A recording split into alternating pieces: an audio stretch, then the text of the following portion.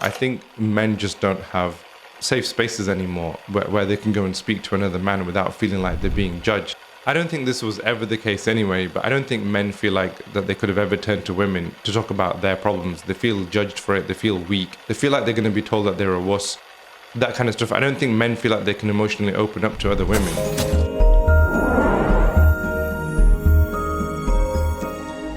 You know, I've noticed over the last several years, especially amongst men, the need to be addicted to something, the need to want to have something in their lives that makes them feel like a man has increased.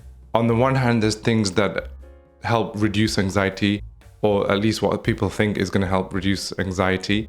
And on the other hand is whatever makes them feel like a man, whatever that might be.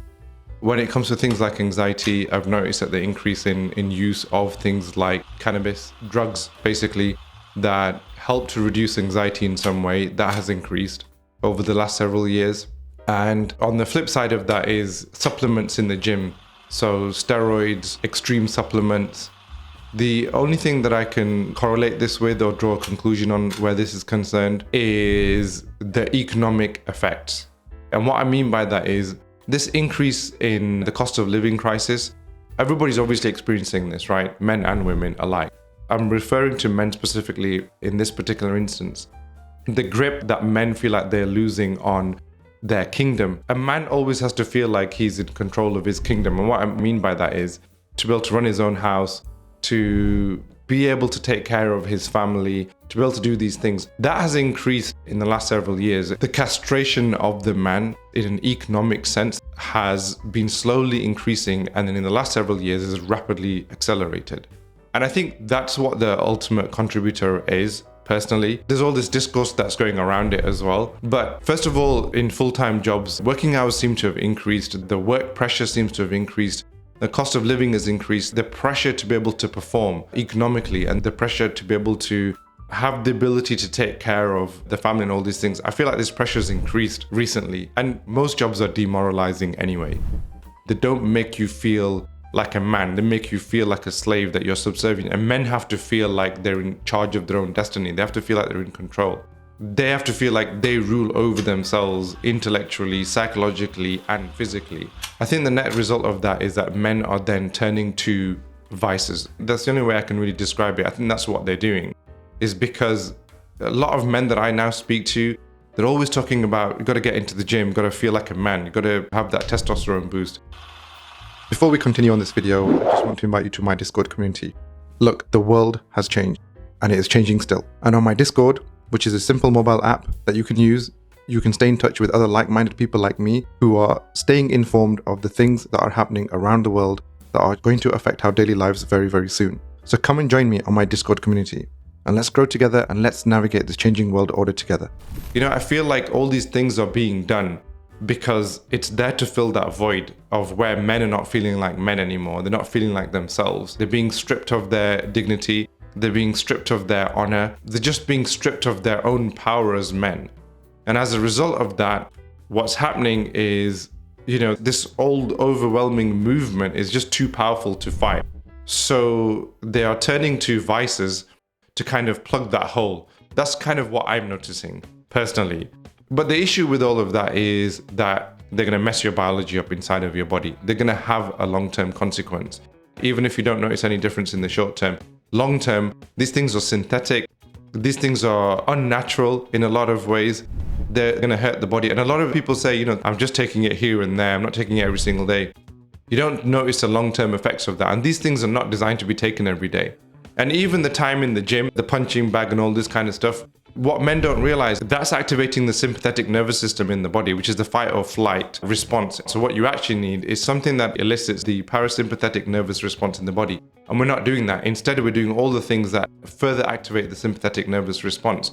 The need to have the big muscles, the need to have the fancy cars, all these things are trying to make up for this inner feeling of lack.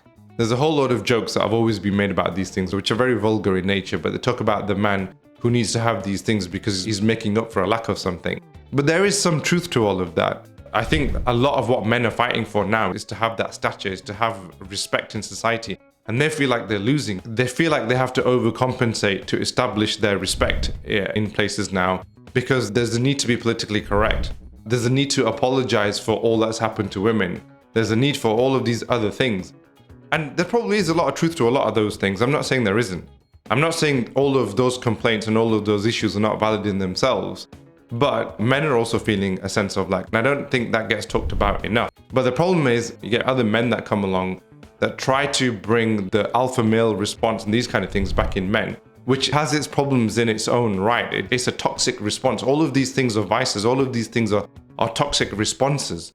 Instead, what we should be doing is inner work. This thing is making me feel like I have a lack of dignity. What is a dignified response to this that gets me the respect that I need, that allows me to assert myself without then pushing the boundary of the other, without destroying my body in the process, without destroying my psychology in the process?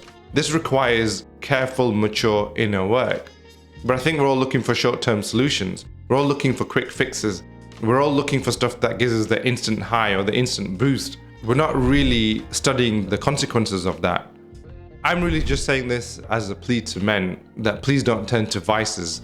Please don't turn to toxic ideas and think that I now have to be more aggressive towards my wife. I now have to be more aggressive with people around me. I have to strut my stuff more.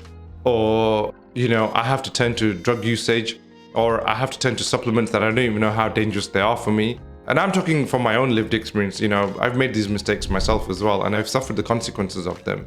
And I'm now begging other men that please be very careful what vice you choose.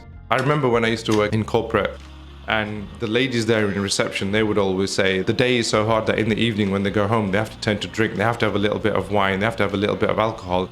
Otherwise, they just can't let off the day. They just can't get through the day, right? But we as Muslims, we understand the consequences of that. You turn to alcohol every single day, then there's the intoxication of it. It takes you away from Allah, it takes you away from Deen. We understand what that does to us. Allah has taught us, right? As men, we've chosen halal vices, or what we think are halal vices.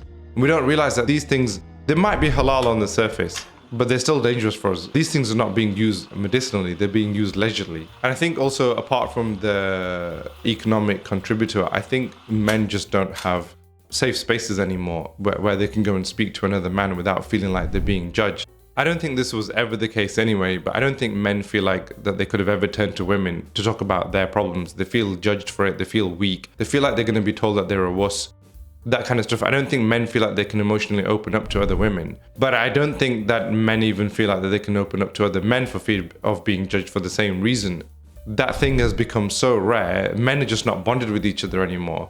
I just don't think there's a space for men to turn to. So they turn to role models that they feel that understand them, and they don't realize that actually that role model is only pretending to understand them for the hustle, for some sort of economic incentive, or to further push some agenda or something.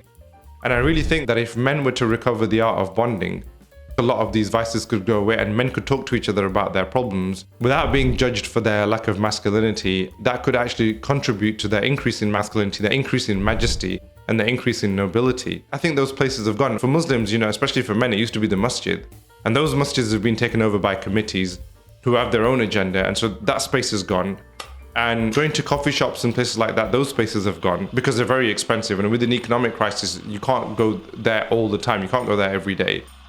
So the spaces where men can hang out and just be men with each other, they've just become a lot more limiting. They've become a lot more expensive. They've been shut down a lot just for political reasons. And for so many other reasons, these spaces just don't exist anymore.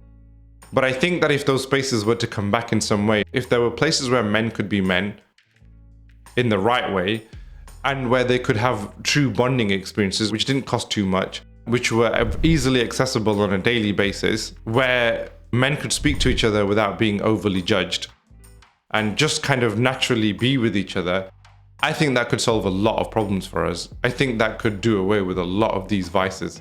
But I think a lot of men are caught up in having to work very, very long hours to be able to meet the economic demands and the economic pressure that's thrust upon us now.